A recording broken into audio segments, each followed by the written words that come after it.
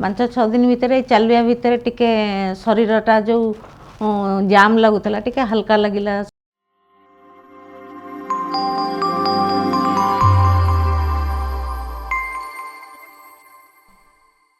नहीं मोर बाहर पाखापाखि 7-8 वर्ष है।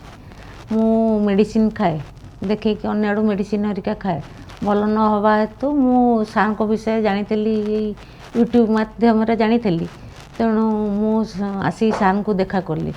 सार से कहले नहीं गोटाए गोड़ 40% खराब अच्छे गोटा गोड़ पूरा ये तेणु कहले ऑपरेशन करिया को तेणु मु ऑपरेशन नहीं कोऑपरेट अच्छी डॉक्टर बहुत डॉक्टर तो बहुत भल तांको कथा बहुत भल लगुच आउ अन्य मानकर भी कोऑपरेट अच्छी।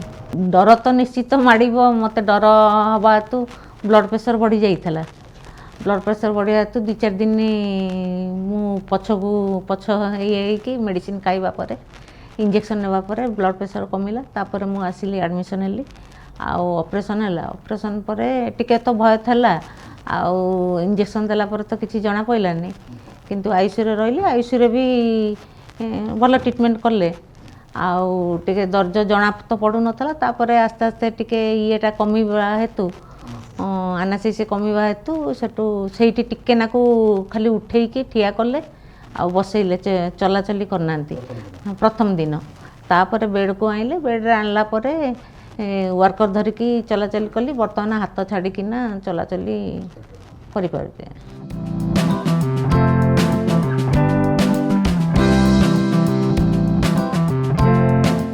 5-6 दिन भितर चलिया भितर टिके शरीरटा जो जाम लगुला टिके हल्का लगिला। शरीरटा टिके हल्का लगिला जाई परची निचे जाई परची किंतु वर्कर धरिकी भीतर को जीवा को पड़ुची पानी जगह तो काले गोड़ फोड़ खसिबा तेणु वर्कर धरिकी जाउची फेर आसी पारुची निजे ये कर परची बसी परची उठी परची सब ये कर परची।